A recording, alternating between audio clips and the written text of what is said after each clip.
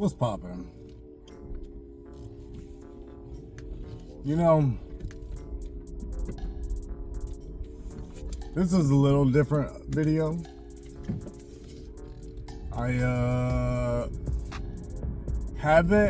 It's not really different. It's different because I haven't done it before, but it's not different because I, at some point, did want to do something like this.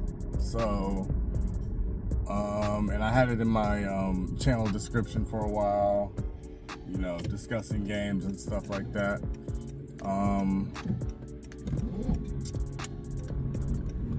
Destiny has been on my mind a little bit. So I'll say for all the hip hop, you know, people who enjoy watching me talk about that, listen to that, this isn't that. This is not that. So just be aware. This is kind of just me venting and expressing my feelings about and expressing, kind of reminiscing and just kind of expressing the nostalgia and my experiences with Destiny, all of that, you know. It was a real big part of my life at one point, man. Destiny was like a massive, massive part of my life. When did it drop? 2014? Something like that. So, I was like fucking, I don't even know, dude. 15, 16, something like that. It might have been 2013. Shit was special, bro. That shit was special. I don't think I ever played the alpha, you know, but I played the beta. So I was there for Destiny 1 beta. Like, I was there. I was deep in the trenches, boy. Excited. I came from the Borderlands community. First off, I'm a big gamer, obviously. Since I'm even making this video, y'all probably should recognize that. But I'm a big gamer, man. Game all my life. I've also been real athletic, too. It's not like I was like, you know, I played all kinds of sports. It's not like I'm just like stuck in the house playing games all the time, but I love my games though. Also, I love games. I love being outdoors. I juggle them both, you know.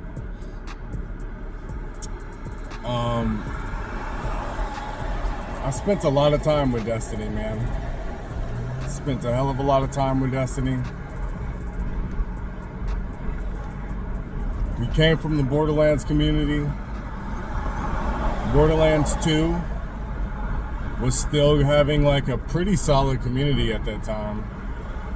People making a lot of content around it. The pre-sequel came out. People were still making content on it, not as much, right? I think that game got shit on a little too much, just in like the grand scheme of things, and like the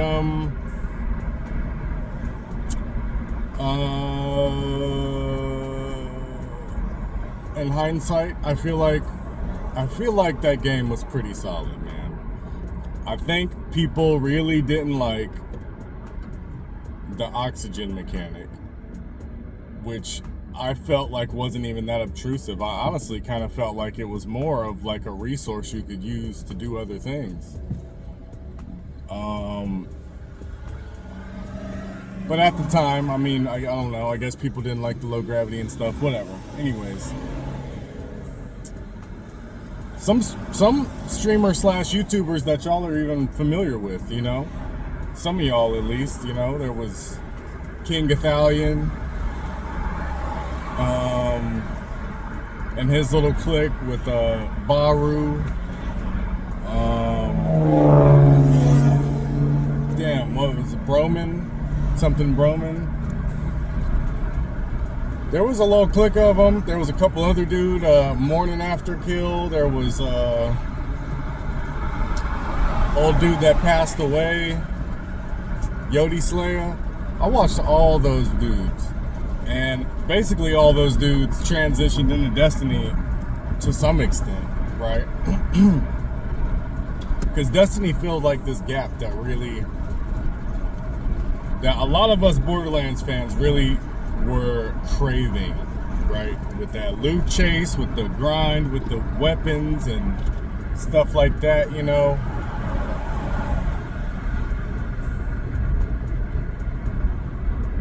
It was really a special time. It was really a special time. I didn't really have, I think at the time actually, because Destiny 1 came out in the PS3 era. PS3, Xbox 360. At the time, I don't think I didn't have an Xbox, so, you know, I wasn't really like deep in the Halo community or anything. Definitely played it quite a bit. Yeah. Fuck. Oh, motherfucker.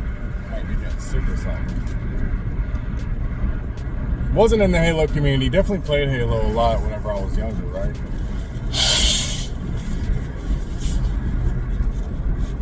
We'd go to friends' house. I had a couple friends that had Xboxes and Halo. One of my friends was I don't know, he was pretty high ranked, top something in the world in like Halo 3 and Halo Reach or something like that for a little bit of time. Solid player. Anyways, wasn't really coming from the Bungie background with the excitement for Destiny. It kind of was just from the Borderlands looting aspect to Destiny. You know, it dropped. It was super, super intriguing. You know, it was mysterious. It was intriguing. It was just, it had a certain vibe to it. It was really unique, man. And the way they kind of drip fed it to us with the beta, you know, and the questions we had while we were playing the beta. A lot of people have said a lot of these things already, right? But I just want to get my experience out there and kind of vent about that. There would be like places in the beta that are like people have said they're like, that have enemies in them, but the enemies are like crazy above your level, so you can't even do damage to them. They're just immune, basically. Which was super interesting, you know. And you always wondered like why and if you could damage them and what was the reason. They were immune and just all type of stuff, right? The game finally launched. I think I copped it day one. I was super fucking hyped. Everybody was hyped. It was like a big moment.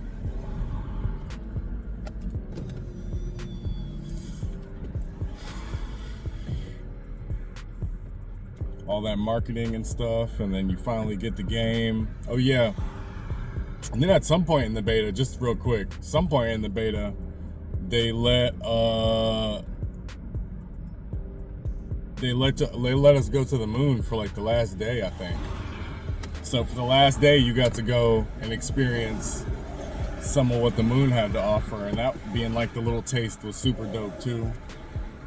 Anyways, the game launches, you know. The story is whack as hell, right? So if you were playing it just for the story, you definitely didn't have a great time, right?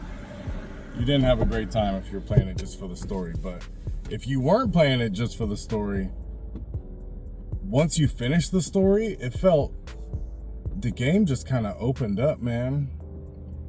And all of a sudden, you got to see and do a bunch of shit that was just feeding that hunger for like adventure and seeing new things and experiences and intrigue and whimsy, you know? I don't know, man. It was just so special.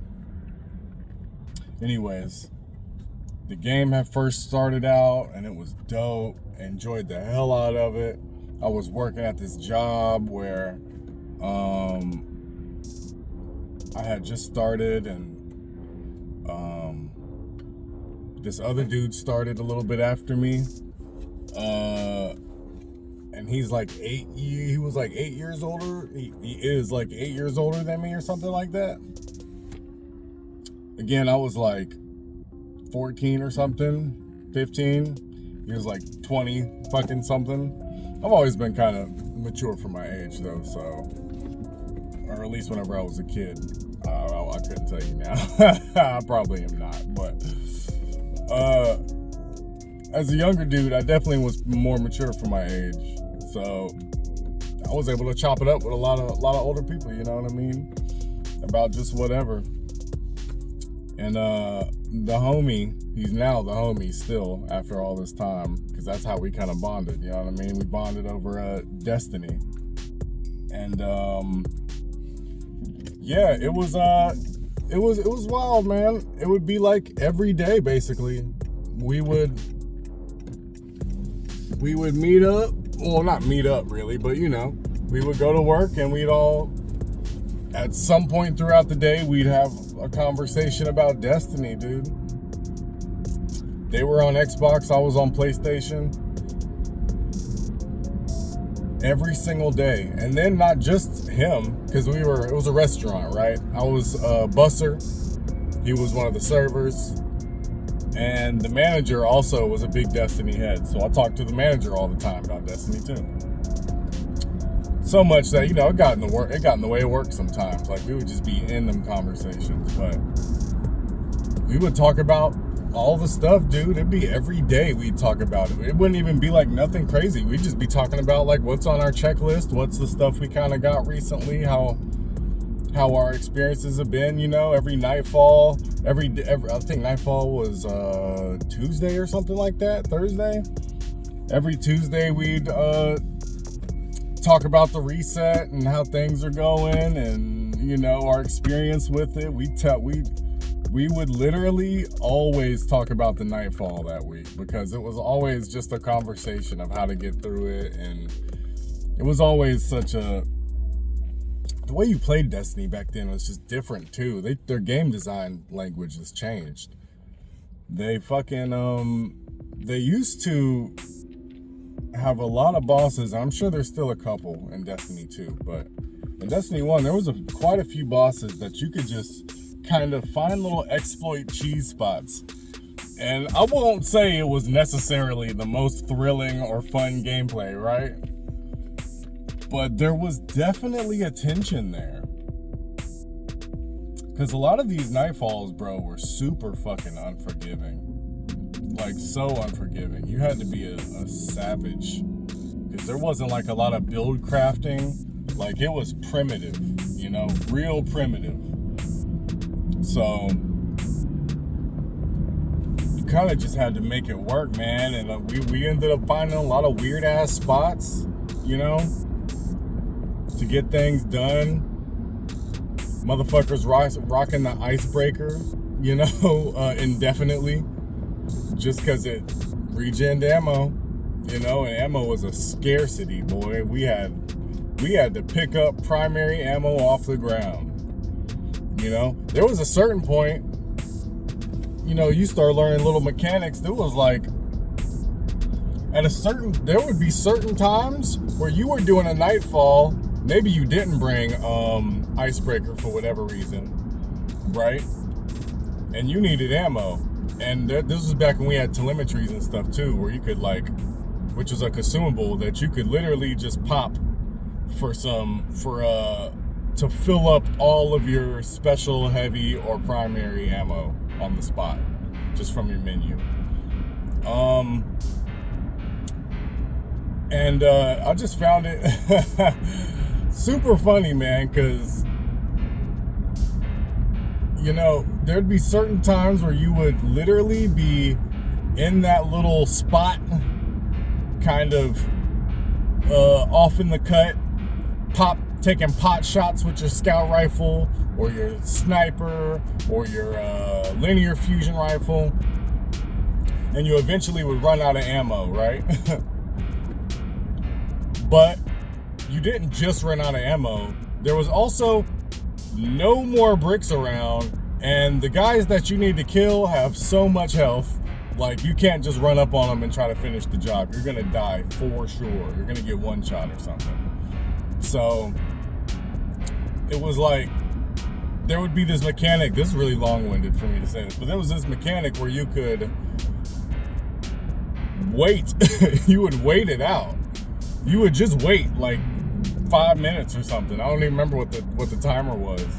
You would wait like 5 minutes, and they would it would give you like one clip of ammo for your primary and secondary weapons, which is really hilarious. And it just goes to show that you started figuring this game out, bro. We started knowing it in and out, playing it every single day, knowing all the little intricacies of it. Rest in peace to Pocket Infinity, by the way. Missed Pocket Infinity so much. It's my favorite goddamn weapon in there, bro. They nerfed that bad boy to the ground. They were not having no more of it. Listen, man, I've always been a fusion rifle apologist slash main slash caper slash whatever, right? So I always rocked with the fusions, but the Pocket Infinity was just the perfect fusion. It was so ridiculous. PvP. PvPers hated my fucking guts, boy. I was toxic in there with that thing. Listen, it never changed either. Well, it did change once they nerfed it into the ground, but I just picked a different fusion. But there were some classic guns in there too, now that I'm thinking about it. Like, classic Destiny 1 guns. Like the Pocket Infinity. Like some legendary weapons, bro. And there were some ones that might not be classics to other people, but were like real special to you because they felt good. And a lot of these weapons had just such a specific feel that it almost wasn't even like a detriment to pick something off meta if you were just more comfortable with it. For example, I had I can't remember all the specifics, but I had a pistol. I believe it was called TFWPKY 1990 something or something like that, which I believe stood for "the fall will probably kill you," and then the description for it was like if something else doesn't, or something like that.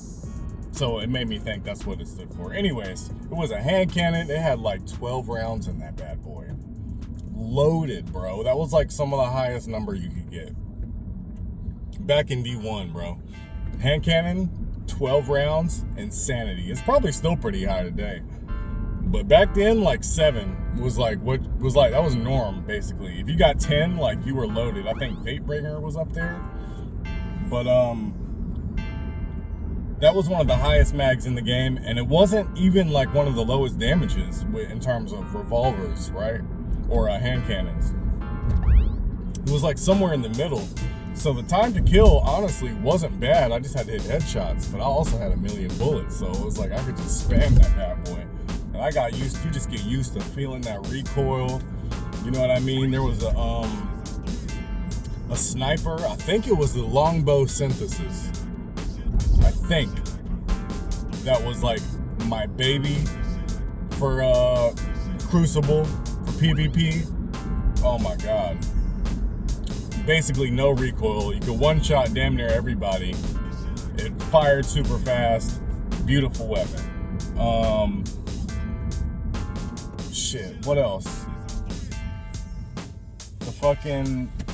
The introduction of Thunderlord, Suros regime, whenever it first dropped, it was a menace with that last half of the mag. People would just shoot the first half of the mag into the ether, and then run out with like 15 bullets or whatever, and just start melting people. I think the Suros was my first exotic weapon I ever got. It was the first one I ever got, I'm pretty sure. If it wasn't, then it was Red Death. I remember I ended up passing up on the Gallarhorn, yeah. And I didn't get an exotic, I don't think, until Zur came around for the first time, which I think was like week 2 of Destiny or something like that. And week 2, he had the Gallarhorn, and he also had a couple chest pieces, and he might have, or a couple armor pieces, and he might have had another weapon. But in my head, I was like, who's gonna need a rocket launcher, bro? Who's gonna waste their slot on an exotic rocket? It's a rocket, it's gonna hit hard anyways. Why do I need an exotic one? And I'm not gonna be able to use it as much as other things. Look how that turned out, right? So, I think I got the Red Death, which was like the next week. And that week, I think I had got one of the armor pieces. I believe it was like Lucky Raspberry or something like that. Anyways,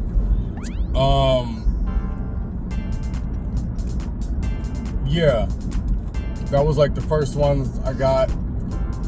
Definitely regretted not picking up that Gallarhorn, you know what I mean? That was massive, massive regret. Because guess what? I would have to look, I don't even know how I'd be able to find this number anymore, but I for sure put over 2,000 hours into Destiny. For sure. I don't know.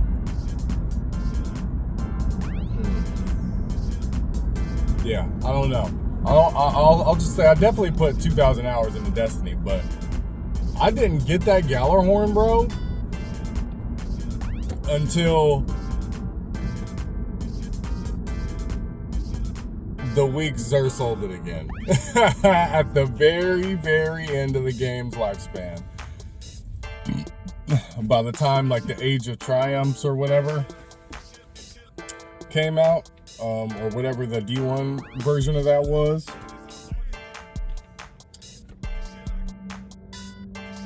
I didn't cop that thing until then, bro.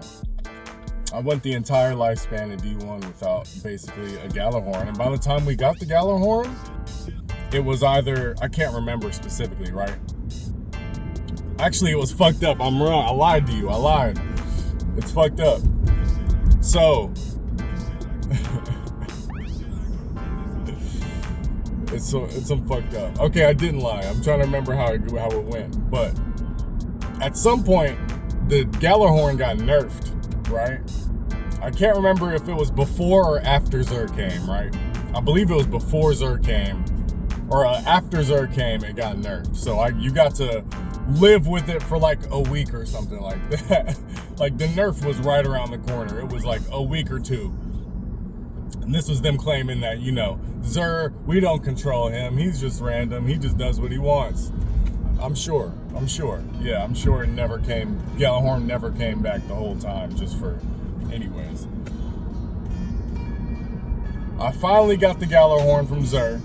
Bittersweet, because it was like, all right, this thing's going to be bad. I mean, who knows, right? But it's probably going to be irrelevant whenever they nerf it, because it's had its moment in the sun for forever.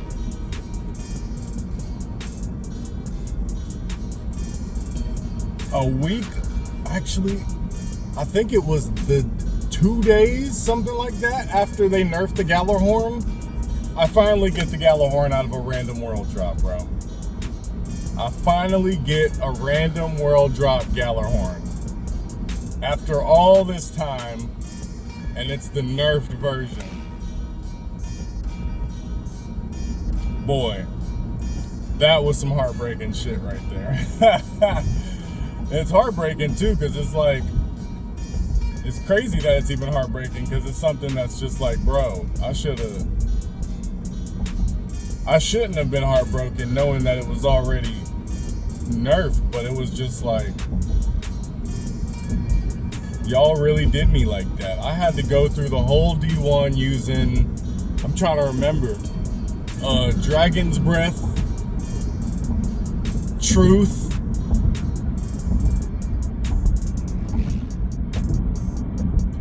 I think that's it, bro. I don't know if there was any other real big rocket launchers like that in D1. Truth, Gallarhorn, And Dragon's Breath, bro. There might be one more I'm missing.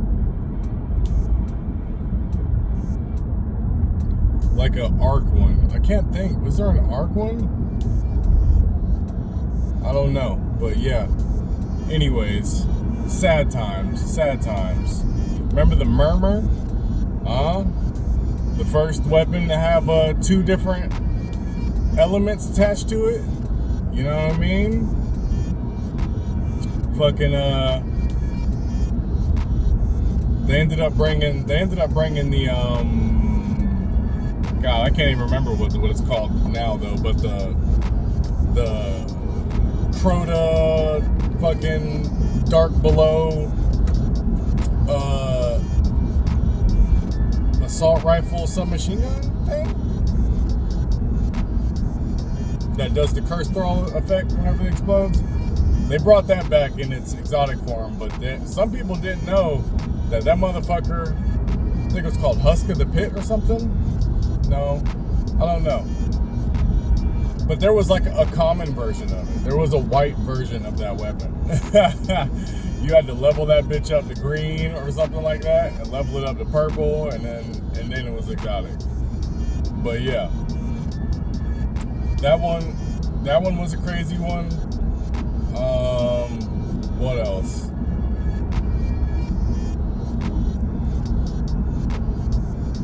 I don't know, man.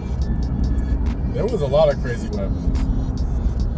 There was a lot of crazy weapons and a lot of crazy times. I miss, speaking of crazy weapons and times simultaneously, I miss secret. I think that's one thing we lost when Destiny went to PC, man. I miss all the data mining shit. It's so whack. I miss motherfucking these niggas are driving goofy right now, sorry. I miss when we had exotic quests that kind of just popped up out of nowhere. You know what I mean? And they kind of just, they took a little bit for people to find, and it was like, I don't know. It was really fucking mysterious, dude. It was mysterious as shit, because it would be like you're doing something, like one of these quests. A lot of the time, it's just like a story mission that we're redoing. And,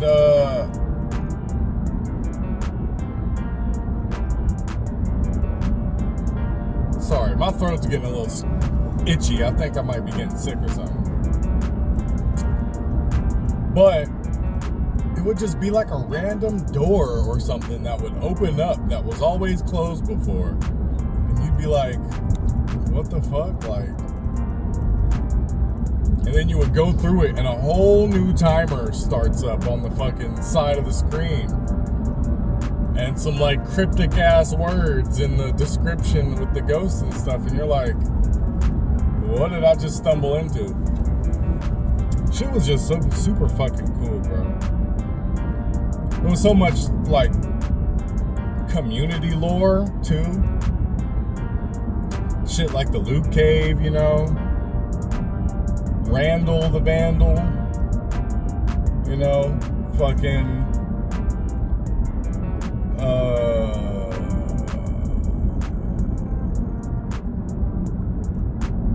I forgot. Homie at the end of the Wrath of the Machine raid, he came back a whole bunch of times. It was some good ass times, bro. I played the hell out of basically all the expansions in D1. Every single one of them. D2 came out and I was quite...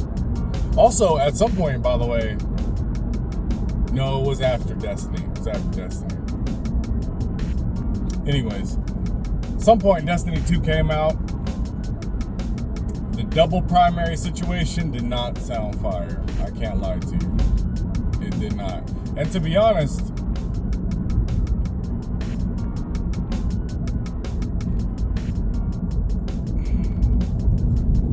I don't know, man. Destiny definitely ended up losing something in that transition, right? I think that Destiny didn't do itself any favors by marketing itself as an MMORPG, and this is something that's probably been said too a bunch of times. Marketing itself as an MMORPG, light or not, right? But giving us this steady content up until like 3 years or something like that. Like 3 years in, and then they stop, right? And I know that there was like a whole thing with Activision and the 10-year plan with Destiny, and it'll be a game every 3 years, and blah, blah, blah, blah. Don't think that was a smart idea, man, because fucking with you telling people that it's an MMORPG situation comes with this expectation. And that expectation is like different than other expectations from other games. People spend time with these games, bro. They get invested to these characters, to their inventories, to their achievements, you know? They get invested into this stuff. And they want something that they can spend a lot of time in. You know what I mean? Like, they don't want something that just is gonna be gone soon. So the fact that you basically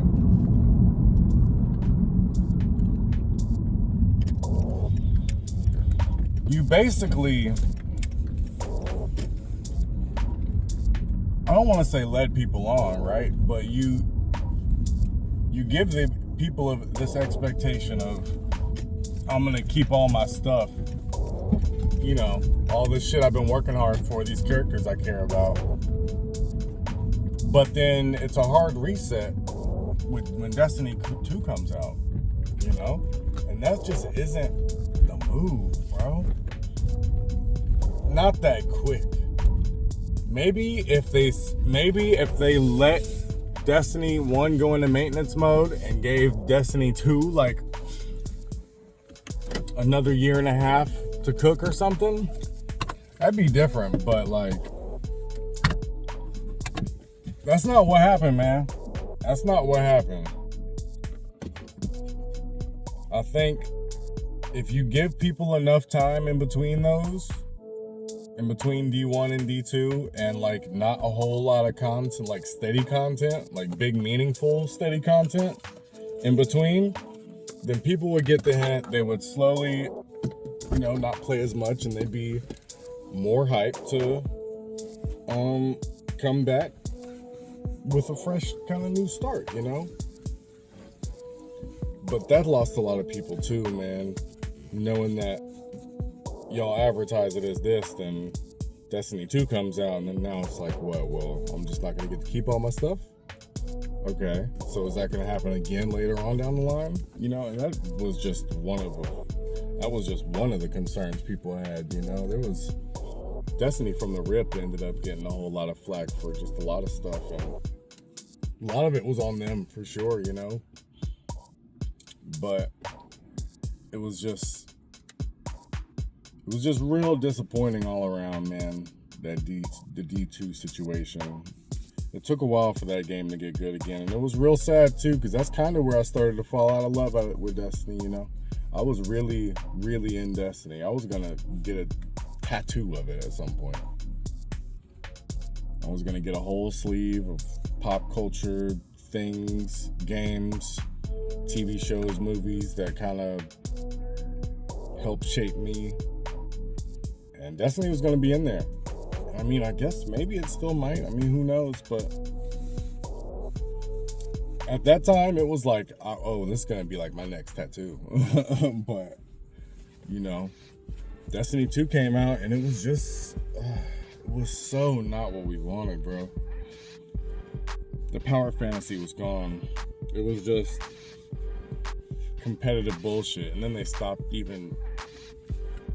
And they stopped even caring about PvP, and that's just like, bro, what are y'all doing? But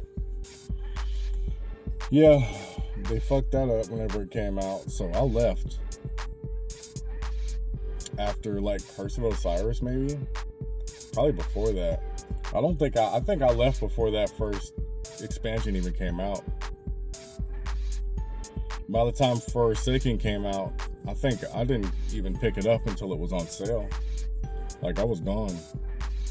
I didn't come back to Destiny until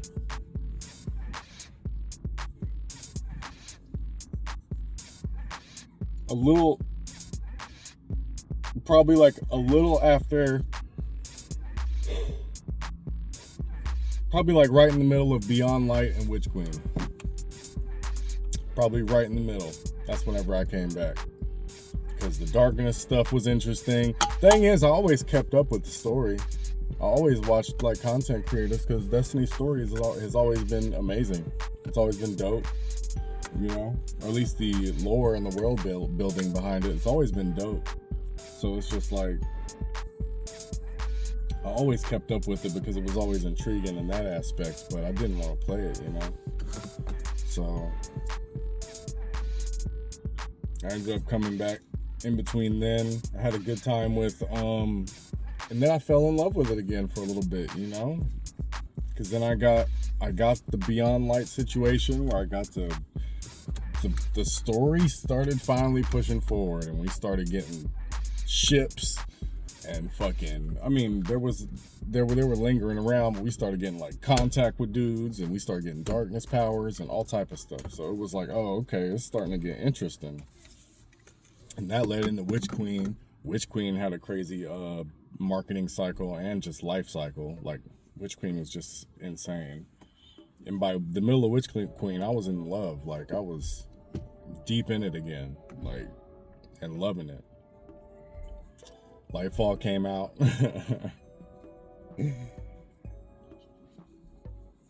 Yeah. It's fucked up. I had a really good time with the gameplay with Lightfall, you know? I really felt like Lightfall played really fun.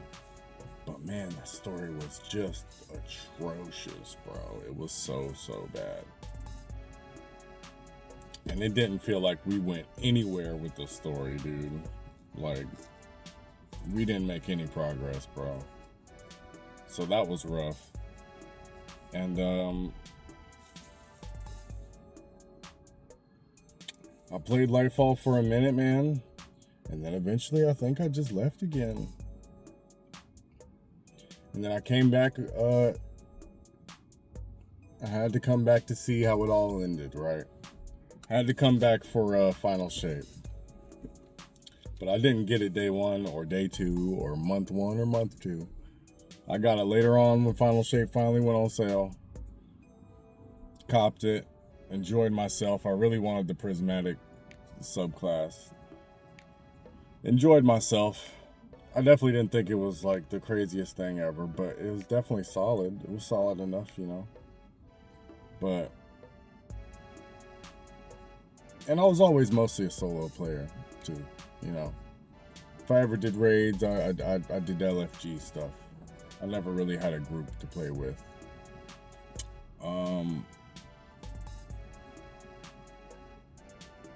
But yeah, and then, you know, I said, I think I'm good for right now. I think a lot of that was to do with the fact that they didn't really have a nice roadmap. And well, at least it didn't seem very promising. You know, the Echo situation was interesting, but they didn't really feel very weighty. The closest one that almost had me was Heresy, you know? But that's because the Hive lore is like some of the best lore in video games in the past. I couldn't tell you. You know what I mean? The Hive as an enemy and as just a character or a characters in fictional media is some of the best shit in the last 10 years or something. Whenever that shit came out.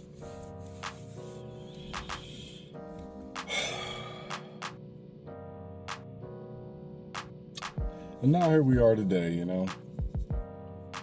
They did a couple different revamps of their live service situation. I miss the good old days for sure. Definitely miss the good old days. I'm definitely a D1 old head apologist.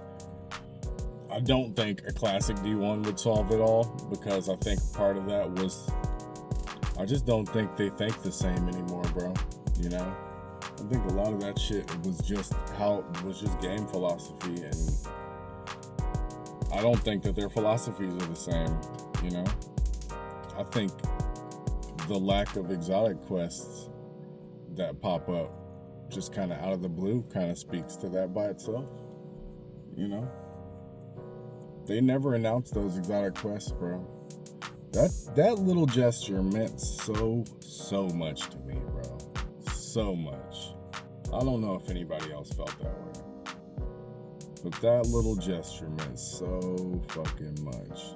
It wasn't an exotic that they were fucking making you get behind a paywall. It wasn't no microtransaction bullshit battle pass. It wasn't fucking just handed out to you. It wasn't even not handed out to you, but at least they told you where it was. Like, you had zero idea this thing existed unless you was on YouTube and seen somebody post it whenever people finally got to it. Otherwise, nobody knew they existed, bro. And it was just such a sweet fucking surprise to have. You know, and it's just such a dope gesture. It just was, bro. And I feel like little shit like that is the shit that they're missing, man. Little shit like that, just little stories, bro. The Gallahorn, what they did to the Gallahorn, bro, is just crazy. The fact that they decided not to keep the legend of the Gallahorn going was such a massive fucking fumble. I can't even believe it, bro. Like, I cannot believe that they fumbled that Gallahorn mythos so bad. Like, people would know Gallahorn would be like the second most recognizable name. It would be like Destiny, and then it'd be the Gallahorn. Like, they fumbled the fuck out that bag, dude. So bad. The fact that y'all didn't keep its drop rate super low, the fact that y'all nerfed it into oblivion, like, y'all should have made without even, I don't even think they meant to do it, bro. Without even meaning to do it, they made the most sought after weapon ever, also basically the most rarest weapon in the game. And it was good, and like all of that. And people bitched, of course, but it was also like, it was like a slot, bro. It was like pulling slots or something, man. It was like hitting the fucking jackpot. It was also like a fucking flame, the flame in our eye, it was the light at the end of the tunnel. It was, you know, like, that's what we kept pushing for that shit. That's one of the reasons we kept going. You might one day get that galley, bro. You might one day get that galley to drop. And things will be different, you know? I won't be kicked out of my LFG groups no more. You know? I could just do more shit, you know? It was just different, man. And I know not all of it was great. I mean, that game was pretty broken too, man, you know? Like, the whole Crota situation, being able to just solo a raid boss is insanity. It wasn't like the easiest thing in the world, but it was still something that was possible. For sure possible. Because I did it. It's on the channel. It's on my channel. And it was the first time I soloed them. Oh, both of the weapons I was talking about, the handgun and the sniper, are on that video too. But I had to use the Dragon's Breath because I didn't have a galley. And most people said the galley was the way to go if you wanted to solo them. Otherwise, you had to, like, for me, it was 2 Dragon Breath shots and a trip mine grenade, or 3 Dragon Breath shots. So, to drop Crota.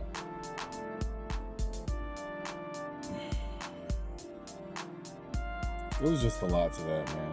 It's a lot to that damn game. Xerxes C. Anybody remember Xerxes C?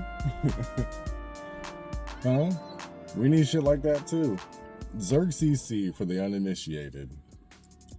A green LMG. A common LMG. Uncommon, I guess technically. Uncommon LMG that you could just find anywhere, right? But if you found the Xerxes C and it had, I can't even remember, like some barrel attachment on it, all of a sudden, this green LMG becomes a 2-shot to the head in PvP. And it was ridiculous. It didn't even make sense. It still wasn't even like the best LMG or nothing, but the fact that it was literally a green LMG that could do this work was just fucking hilarious. And they never nerfed it or anything from what I remember. Like, if I recall correctly, you could still take that bad boy into Destiny 1 and 2-shot people to the head, 2-tap them. So, yeah, Destiny 1 PvP was amazing. I was a menace in there. Destiny 2 PvP is definitely dope too, and it probably is better overall, but I just remember having just insane times in Destiny 1. I remember in Destiny 1, another video that's on the channel, we had a glitched skirmish match where I hopped in on a match of skirmish where the score was like 20,000 to like 15,000. And it had been going on for like 30 minutes. And I stayed in there for like an hour fucking around. And when I had got in, everybody was fighting to the death. And by the time I left, everybody was hanging out. Hanging out, standing around, emoting. Yeah. Just great times, bro. Just really fucking fun times. I beat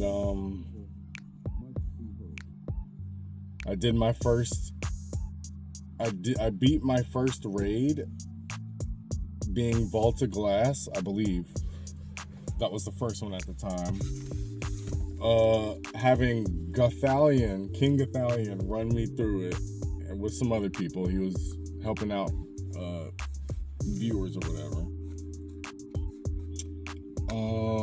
But I had never done the raid at the time.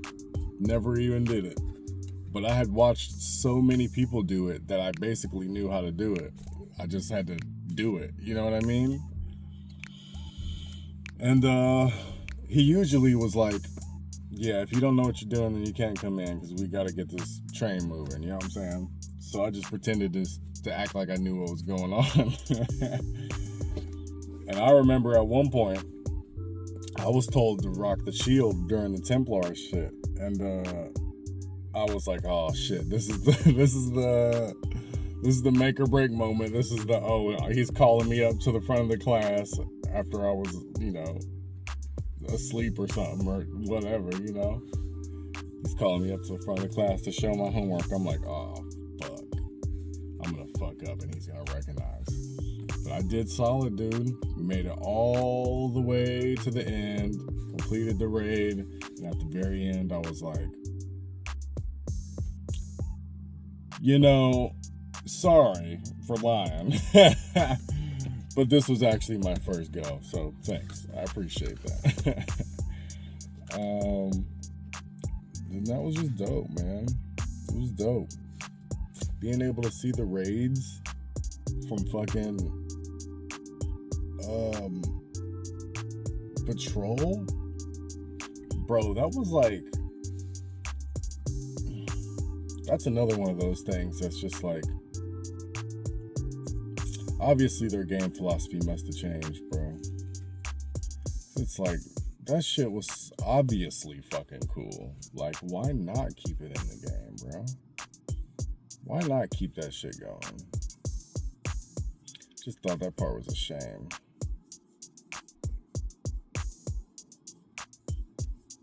Being able to see these people just getting into a raid while you're on patrol, Like, what the fuck? What are these dudes doing? Anyway, I don't know, man. I could probably continue to vent for this shit. Vent about Destiny and shit for a while. I didn't touch Renegades, by the way. But I'm gonna have to go in and eat food and go and DoorDash in a minute. So I gotta wrap this up. But I will say I still got a lot of love for Destiny, and I do have hope for Destiny, but I don't have faith in Destiny right now. You know, I don't really think. I don't know if they can pull themselves out of this. I do think they fumbled a bag really bad multiple times. But it's got a formula, bro. I don't know. I feel like their best bet at this point is going to be the Destiny 3. I think a Destiny 3 is going to be the only way for someone like me to really get me back in the game, bro. I think the PS4 and the Xbox One, I think they are a hindrance and have been a hindrance to Destiny for a minute, and they have to keep it because there's probably a decent chunk of player base on there that's spending money, but it's like,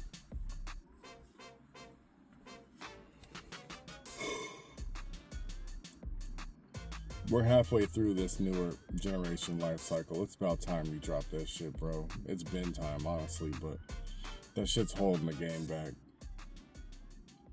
That shit's holding the game back bad.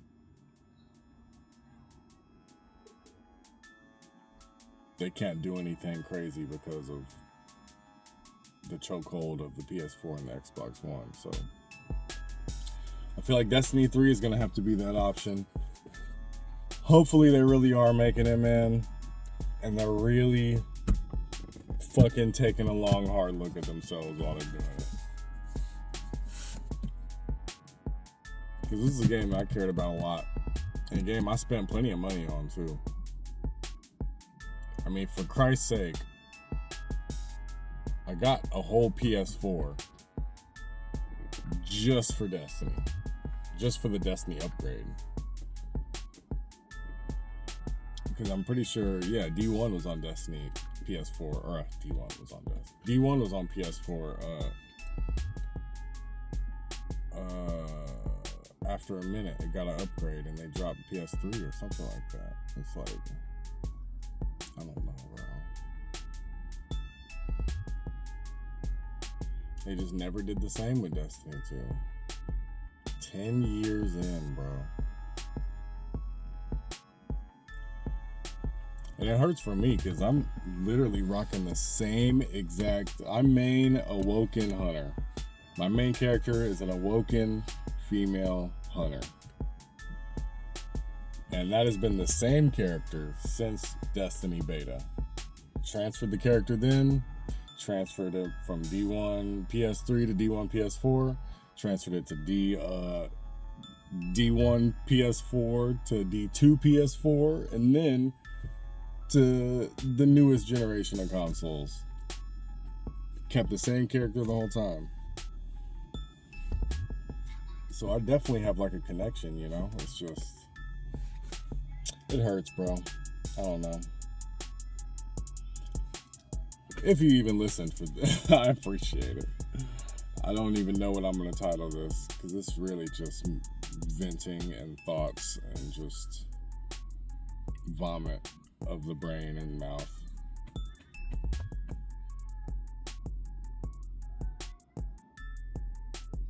I miss them days.